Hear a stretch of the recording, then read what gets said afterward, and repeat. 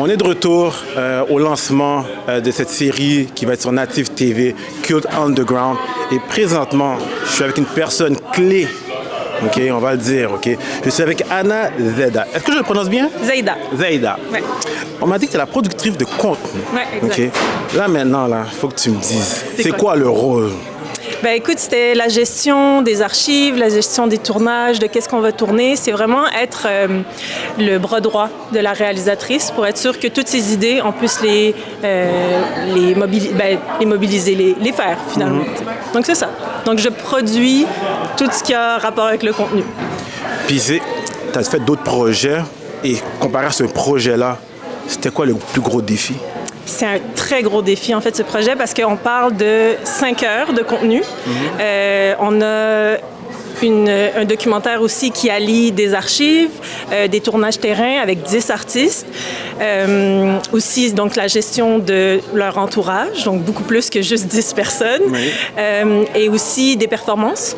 Donc, le style de la performance, de la musique. Il y a tellement de paramètres dans ces 5 heures-là que c'est un projet là, énorme. Là. Puis toi, quand tu as tourné tout ça, tu étais là-dedans, c'était quoi la chose qui t'a plus marqué? En fait, c'est très beau, je pense, de voir comment la réalisatrice Alcy a pu créer un lien de confiance avec les artistes et comment, finalement, ils se sont livrés à elle comme s'ils la connaissaient depuis des années. Il y a vraiment eu une vulnérabilité qui a transparu dans chacun des segments et avec tous les artistes. Donc, je pense que c'est ça qui m'a le plus marqué. Ouais. Puis, qui t'a approché pour travailler sur ce projet-là? En fait, moi, je travaillais déjà avec Éric Idriss Kanago et Daniela Morica, qui sont les producteurs. Donc, je les aidais déjà au niveau administratif. Et quand j'ai vu le projet arriver sur leur table, j'étais comme « Ah! J'aimerais vraiment ça, comme travailler. » Okay, tu t'es juste jeté dans le projet, là. Un peu imposé. En tout cas, je pense qu'ils seraient peut-être d'avis contraire, mais j'ai un peu poussé pour avoir le plus de place possible dans le projet. Puis ils ont vu, je crois, mon engouement. Donc, ils m'ont offert ce poste-là et j'en suis très reconnaissante. Mais je pense que lorsqu'il y a un projet qui nous intéresse, OK? Oui, on peut appliquer pour plusieurs projets, mais lorsqu'un projet nous intéresse, je pense qu'on a encore plus de cœur. C'est vrai, 100%. Puis c'est aussi l'amour pour la culture du rap, du hip-hop au Québec et à l'international aussi. Je pense que ça, comme tous les gens dans la série, ça nous a bercés. Donc de pouvoir apporter notre petite touche à cette culture-là, notre petite brique, à ce grand mur de la culture hip-hop, rap québécoise, ça fait vraiment plaisir. Mais moi, je vais te dire félicitations. Oui. Je pense que je vais le dire à tous. Parce que moi, j'ai vu le premier épisode, puis je suis resté collé sur ma chaise de même tout le long. Ouais.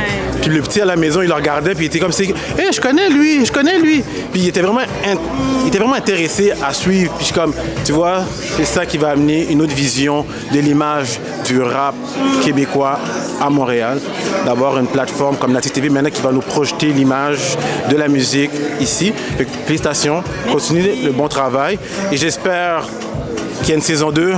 J'essaie d'avoir des informations, comme disent, est-ce qu'il va y avoir une saison 2, c'est qui va être dedans. On m'a dit, coupe, on ne dira pas. Écoute, on travaille là-dessus, donc moi je croise les dents. Puis est-ce que tu as des noms que tu aimerais voir? Même s'ils ne sont pas nommés encore. OK, j'arrête. J'ai beaucoup de noms. En fait, même pour la première saison, il faut dire, ça a été vraiment difficile la sélection des artistes. On a commencé avec une liste de genre 30 personnes. Aïe. Et là, après, on y allait aussi selon leur disponibilité. Donc, heureusement, ça en a réduit parce que sinon, là, c'est trop difficile de choisir. Il y a trop de talent. J'ai une dernière question, puis je me posais la question. Un projet comme ça dure combien de temps? Tu veux vraiment savoir?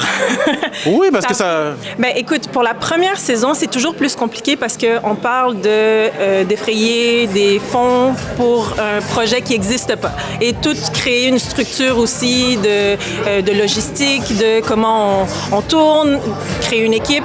Ça prend plus de temps que, mettons, une deuxième saison. Mais là, on parle de travail de 3 ans, 2-3 ans.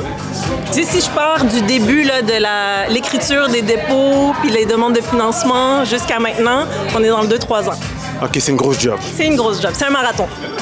Mais écoute, ce marathon-là valait la peine. Yes. Et je vous souhaite encore félicitations. Yes. bonne chance pour les prochaines choses qui vont arriver. J'espère que ça va être un succès sur Native TV. Puis j'espère te revoir une prochaine fois. Il faut stream, il faut écouter.